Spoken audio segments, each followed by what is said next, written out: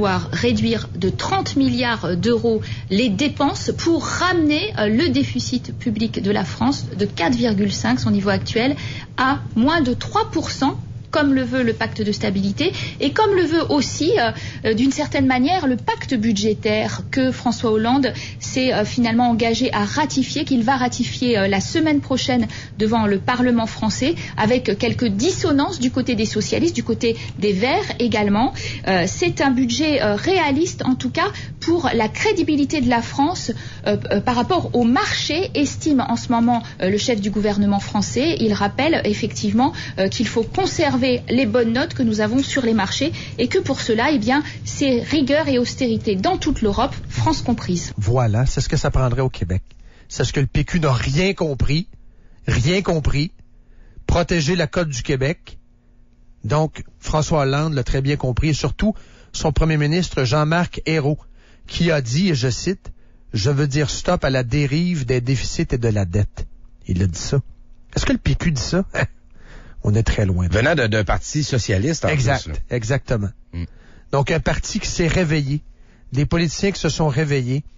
En France, la dette atteint un seuil historique de 90% du PIB. Wow. Lorsqu'on combine la dette du fédéral et du Québec ici, selon Martin Coiteux des HEC, c'est la même chose ici. C'est la même chose. Mais ici, on dort au gaz. On donne des nananes. Il n'y a pas de problème. C'est le modèle acquis. On touche à rien. Faut même taxer davantage. C'est de la pure folie. En ligne, notre bon ami de la France, le libertarien Ulrich Génisson. Bonjour, Ulrich.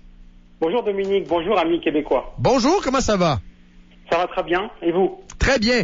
J'aimerais ça que tu me donnes ton analyse de français, ton regard de français par rapport à la situation et surtout par rapport à ce que je considère être un réveil brutal de vos élites socialistes. Alors, contrairement à ce qui a été dit précédemment dans le message, je suis pas du tout d'accord. Nous ne sommes pas du tout dans un climat de rigueur et c'est pas assez. C'est pas assez. Ça, elle, c'est une commentatrice sur France 2, je crois. Mais évidemment, voilà, mais pour toi, c'est pas assez, c'est sûr. Mais alors, le problème, c'est que, comme je vous l'ai expliqué la dernière fois, les médias français sont largement subventionnés et ne peuvent pas, finalement, dire librement les choses. Juste un chiffre pour que vous compreniez. Un seul chiffre. On nous parle d'austérité et de rigueur. L'État français, en 2012, donc juste le gouvernement, l'État, va dépenser 370 milliards. Et il est prévu qu'en 2013, il dépense 371 milliards, soit une hausse de 1 milliard. Pour moi, ce n'est pas une austérité. Ben non, c'est vrai, on contrôle à peine les dépenses, tout à fait. Voilà. Donc, ce soi-disant budget d'austérité, en fait, c'est simplement une hausse d'impôts de l'ordre de 24 milliards. Est-ce qu'il y aura de nouvelles taxes? J'ai vu la une du, je pense que c'est le Figaro Magazine, qui s'attaque à la nouvelle hausse des riches, 75%. Peut-être nous résumer un peu, parce qu'on dit austérité, mais effectivement, faudrait pas charrier et donner la vraie photographie de la situation, c'est qu'il y aura de nouvelles taxes. Je lisais même ce matin dans Le Monde une taxe nouvelle sur la bière pour financer la sécurité sociale. Vous allez taxer la bière? Alors, j'aime beaucoup les parallèles France-Québec. Ah oui. Vous parliez de frais de transport qui étaient exorbitants. Il faut savoir que notre président Sarkozy, donc celui qui était juste avant M. Hollande, a fait installer une cafetière de luxe à 20 000 euros, donc ce qui correspondrait à 25 000 $ canadiens, dans son jet privé. Juste pour une cafetière. Ça fait du bon café quand même. Et il y a eu une douche aussi à plus de 90 000 euros, donc ce qui dépasserait 110 000 $ canadiens.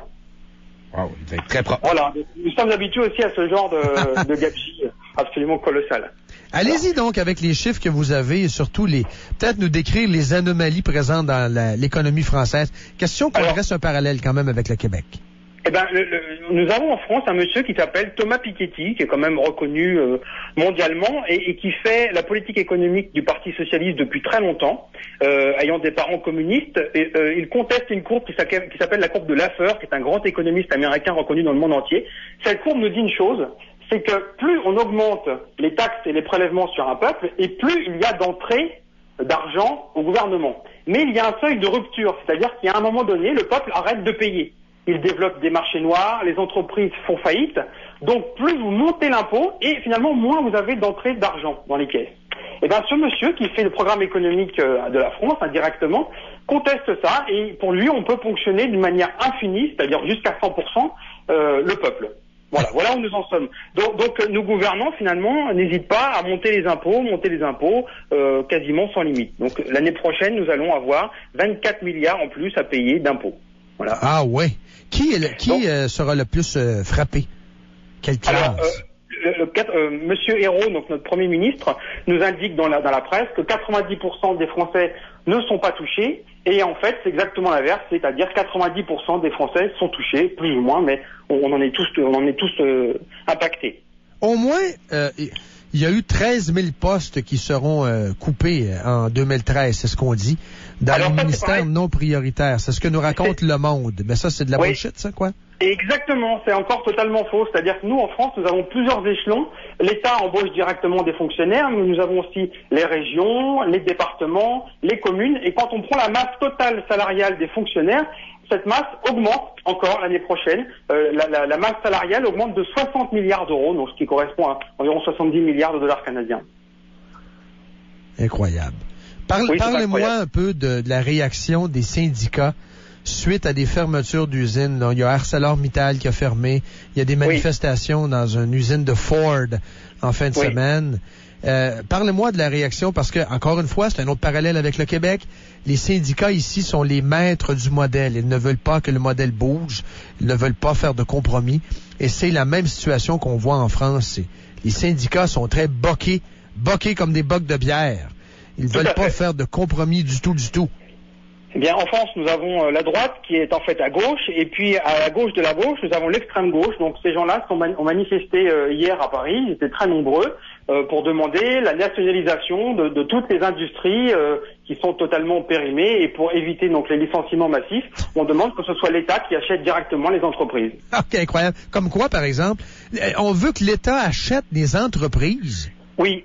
Comme? Des entreprises en difficulté, si je comprends bien. Exactement. Okay. Toutes les entreprises qui seraient sur le point de fermer, on demande ce qu'on appelle une nationalisation, c'est-à-dire que c'est l'État qui prend le capital de l'entreprise, souvent pour un euro symbolique, et puis qui, chroniquement, va entretenir une activité déficitaire, puisque si l'activité n'était pas rentable d'une manière privée, il n'y a pas de raison qu'elle devienne rentable si c'est le public qui rentre au capital. En fait, ça risque d'être pire s'il y a quelque chose. Exactement. Ça s'est révélé dans l'histoire toujours comme ça, voilà. Ce sont des cons, ces gens-là. Oui. Ils comprennent rien. Ce sont des cons économiques. C'est-à-dire que ce ne sont pas des... Moi, j'ai beaucoup d'admiration pour ce qu'on appelle l'esprit d'entreprendre. Donc, je ne parle pas des grands dirigeants de grandes entreprises, mais ne serait-ce qu'un artisan boulanger, boucher, coiffeur, des gens qui entreprennent chaque jour, et ce sont eux qui, tous les jours, créent les richesses du pays. Ah non, tout à fait. Non, moi, je parle de l'extrême gauche, ces gens-là qui veulent la nationalisation tout à fait. Oui, mais alors, ce sont des cons et des tarés. Mais ces gens-là sont dénués d'une totale esprit d'entreprise. Ils ne savent pas ce que c'est qu'une entreprise, ils ne savent pas créer, ils ne savent que spolier et aller prendre dans les poches du voisin. Ils n'ont pas compris encore que la France tire de l'arrière en Europe par rapport à son taux de productivité qui n'est pas comparable à celui de l'Allemagne. Ils n'ont rien compris de ça, là. C'est une catastrophe. On vit vraiment une vraie catastrophe. Petite anecdote. Oui. Nous avions en 2008 un ministre qui a inventé ce qu'on appelle un statut d'auto-entrepreneur. C'est un statut qui est très léger en formalité et qui permet d'être exonéré de taxes de commerce, taxes de vente, et qui permettait à des gens de soit cumuler un emploi salarié et puis créer une petite activité, ou alors démarrer une petite activité sans avoir trop de charges. Eh bien, la loi des finances 2013 supprime complètement ce statut, et alors ça a été un tollé général, puisqu'il y a un mouvement qui s'est créé spontanément sur Facebook il y a exactement 48 heures, qui s'appelle les Pigeons Mouvement de défense des entrepreneurs, et qui a déjà réuni 7000 personnes en 48 heures.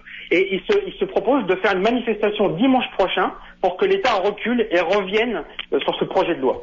Et pendant ce temps-là, on continue de dépenser comme des malades dans le secteur de la culture. On avait un beau dossier dans le Figaro, entre autres la Philharmonique de Paris, des gros. Je vous le dis, ça ressemble au Québec, alors qu'on a construit pour plus de 300 millions une maison pour l'Orchestre symphonique à Montréal, alors que la Place des Arts, ça faisait très bien, mais c'est pas grave, ça prenait autre chose.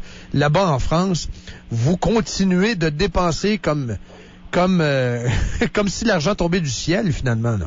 Exactement, mais en fait, en France, on le fait tomber du ciel. Nous avons un petit Papa Noël qui fait tomber l'argent du ciel.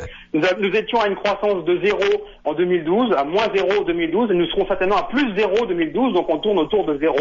Et malgré ça, nous avons un budget officiel du ministère de la Culture qui est de 2,5 milliards, et qui, si on cumule tous les échelons, l'Europe, la France, les régions, les départements, on est à 15 milliards pour la culture. C'est-à-dire qu'en France, nous sommes les champions du monde des ronds-points. Vous savez, c'est des carrefours où on tourne autour d'un monument pour soi-disant fluidifier la circulation. Il y a une petite commune de 10 000 habitants n'hésite pas à avoir sa petite statue à 50 000 euros, donc 70 000 $ canadiens environ, en plein milieu. Il n'y a pas eu d'appel d'offres. Chacun a choisi dans son coin et on a dépensé 70 000 euros comme ça. Est-ce qu'il y a beaucoup de corruption et de petites enveloppes brunes avec de l'argent liquide pour satisfaire les petits amis dans ce système-là? Finalement, on n'est pas contaminé massivement par ce genre de choses. C'est plutôt ce qu'on appelle des trafics d'influence, c'est-à-dire c'est des services, des gens qui font un petit peu pression sur d'autres pressions. C'est pas vraiment. Mais il y a quand même des petits amis. Les petits amis au régime. En haut doivent remercier les amis en bas et ainsi de suite. C'est un cercle, un trafic d'influence perpétuel. Exactement, parce que comme l'État est omniprésent partout, et il a son mot à dire à tous les échelons, donc en fait un service envoie un autre, ça c'est très courant que nous avons des affaires en justice pour ce genre de choses. Comment réagissent les Français maintenant suite à ce budget-là? Parce que on dit encore là, je reprends le langage du monde, un budget d'extrême rigueur, évidemment, le monde utilise un thème un peu trop extrémiste, mais comment on réagit? Les gens, vous parlez avec des gens qui ont voté Hollande et qui sont déçus? Les gens, je pense, qu'ils sont complètement désabusés. C'est-à-dire que quand on fait une analyse fine de tous les programmes électoraux, de tous les candidats, on s'aperçoit que finalement, c'est exactement la même chose. C'est-à-dire que tous les candidats ont proposé un État plus gros, plus présent, plus puissant, plus omniprésent, partout. Donc finalement, n'importe qui aurait pu arriver au pouvoir, c'était de toute manière une hausse d'impôts. Eh ben merci beaucoup. On se tient au courant. Moi j'adore vous parler parce qu'on peut dresser tellement de parallèles avec le Québec. Je trouve ça surprenant. Et pour reprendre les sujets du livre, donc du collectif La Main Invisible, donc je suis le cofondateur. Oui. Nous avons pour chaque sujet que nous avons abordé aujourd'hui, un sujet qui en parle, que ce soit l'impôt qui mène toujours à la révolution. Quand on regarde l'histoire, on s'aperçoit que chaque forte hausse d'impôts a finalement mené à une révolution dans le monde entier.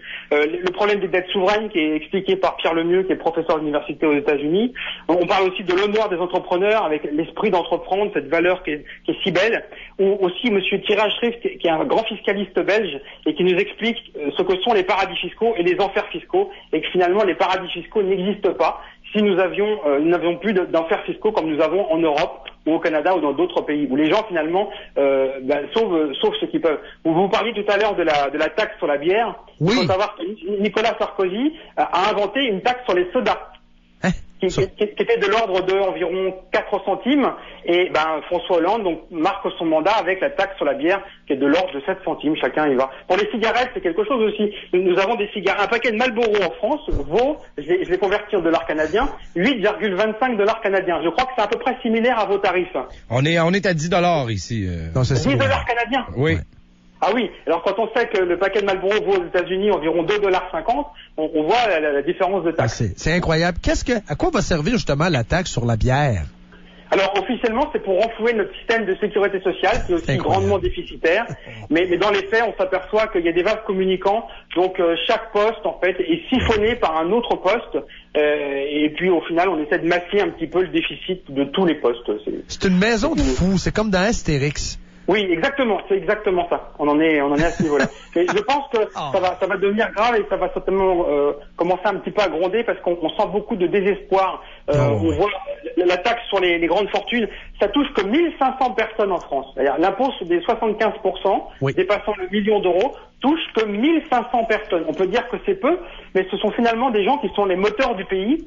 Et si ces personnes-là, on apprend qu'ils quittent le pays parce qu'ils en ont marre de se faire spolier et qu'ils vont ailleurs, par exemple en Angleterre, qui a déroulé un petit peu le tapis rouge pour les Français, ça va donner des idées à des gens qui sont beaucoup moins fortunés, soit de carrément arrêter leur activité, soit éventuellement de partir. Voilà. Très intéressant. Merci beaucoup et j'invite les gens à aller voir sur Facebook Ulrich Jennison. En fait, c'est votre Facebook. À ce moment-là, vous allez avoir accès au livre. Voilà, http://. C'est la main invisible, le site. La main invisible.org.